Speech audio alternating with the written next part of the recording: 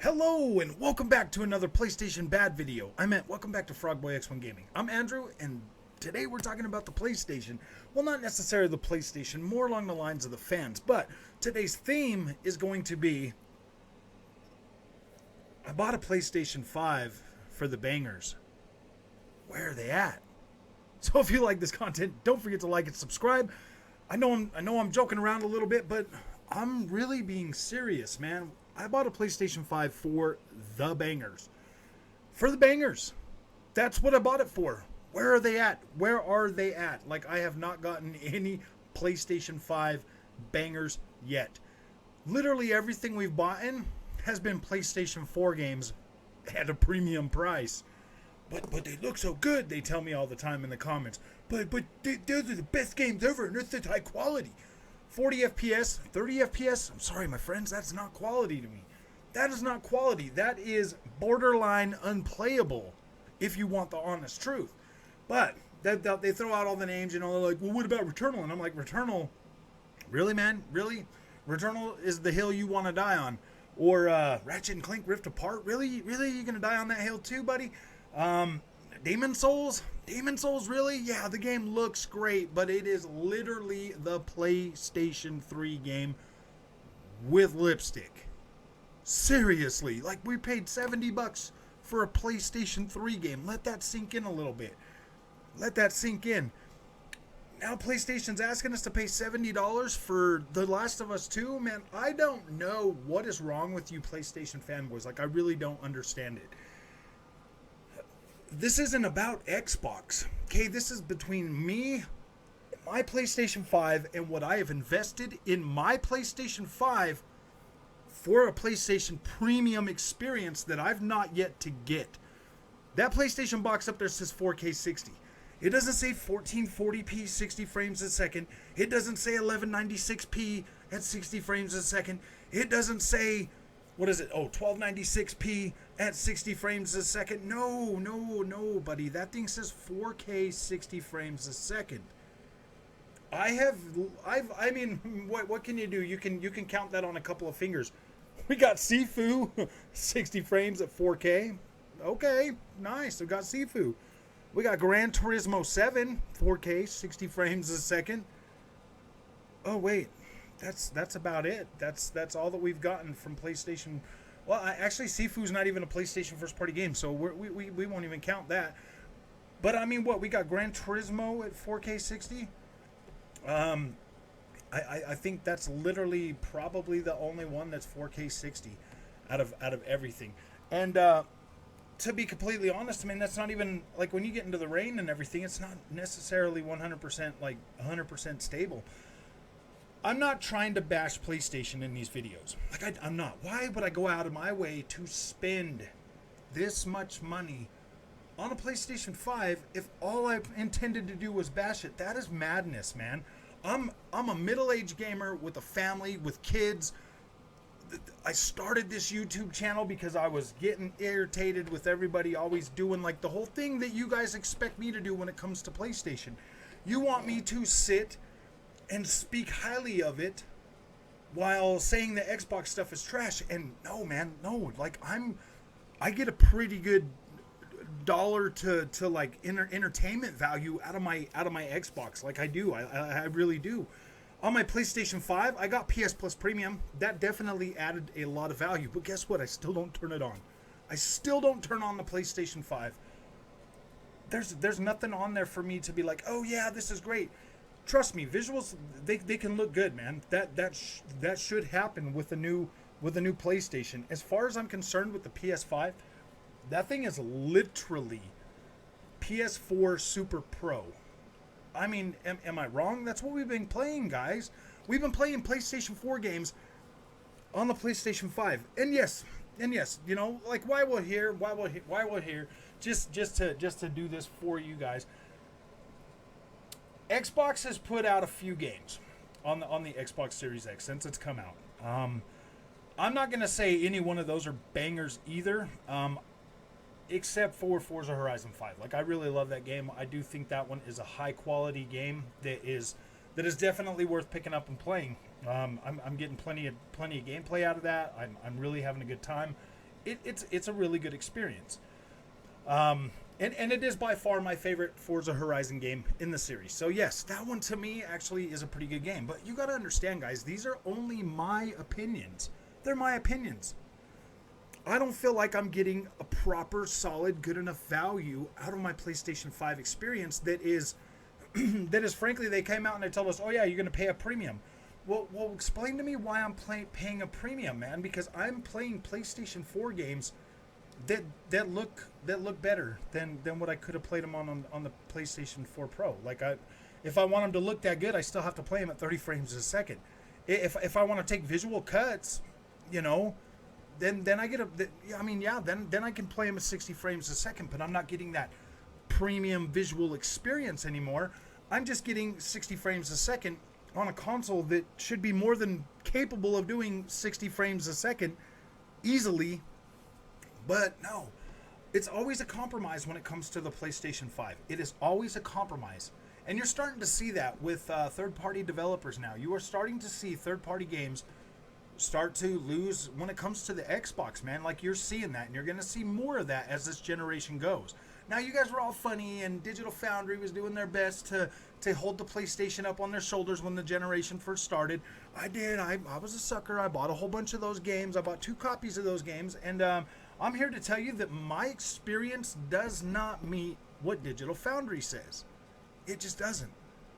Do you realize that Xbox One S, not Xbox Series S, Xbox One S has better VRR support than the PlayStation 5 does?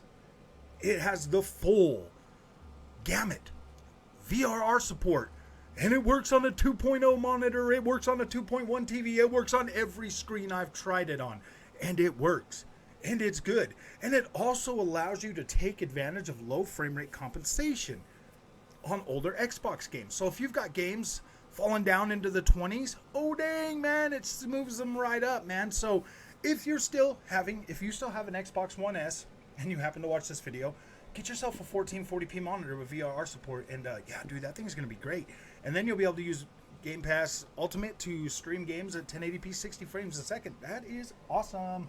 So, for all you PlayStation fanboys that come to my channel, that instigate, that harass me, that say all these little ignorant things, man, this is my opinion, guys.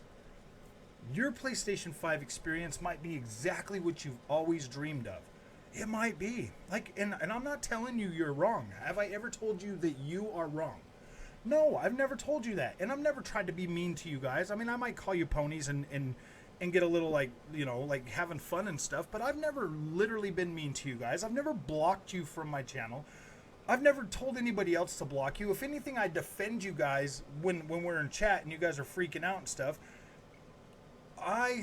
This is a neutral channel, man. Like, I play on everything. This is a neutral channel. My experience with my PlayStation 5 is just not up to the standard that I expected from PlayStation. I expected better from them.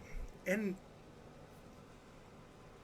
you know, it just, honestly, guys, it just feels like PlayStation is a little bit tone deaf, guys. It's like they're not listening to us. They keep putting out all this stuff, and then the media runs with it, and they're like, oh gosh, look at the pretty visuals.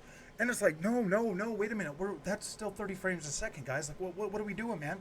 And then you guys jump on it, and you dismiss every single thing that Xbox does. You dismiss everything that Nintendo does. You dismiss everything that the PC does. I mean, I've literally seen you guys try to say PlayStation 5 is better than a PC. Come on, you guys. Just, I don't care if you come to the channel.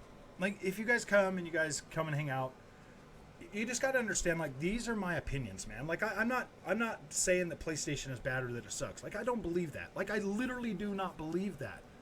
So, when I voice my opinion about the PlayStation 5, know that I am doing it because of, what do you guys always say? Demand better? That's essentially what I'm doing, man, is I'm just demanding better. Like, we are literally still buying PlayStation 4 games for a premium price, man. You can say Returnal is a PlayStation 5 game all you want. Really, dude? Really, you're gonna put that on a pedestal like a PlayStation 5? Wait a couple more years until you actually see what PlayStation 5 games and Xbox Series X games are, and then we'll come back around to this and we'll be like, really, guys, you lorded that over everything? Really? You'll see. You will understand that, like, why hold up this mediocre, this mediocre stuff, dude? Don't do it. Don't do it, man. It just looks dumb. It really looks dumb. You don't see me, like, I really don't sit there and put, like, Xbox games, like, really high on a pedestal. I really don't. Like, they've delivered on the promise that's on the box. I get 4K 60 from Forza Horizon 5. I get 4K 60 from Halo Infinite. Those are on the box, man. Flight Simulator, I get 4K 45-ish or whatever. I mean, it's an unlocked frame rate with 120 hertz display. But the bottom line is it is still a 30 FPS game. It is still a 30 FPS game.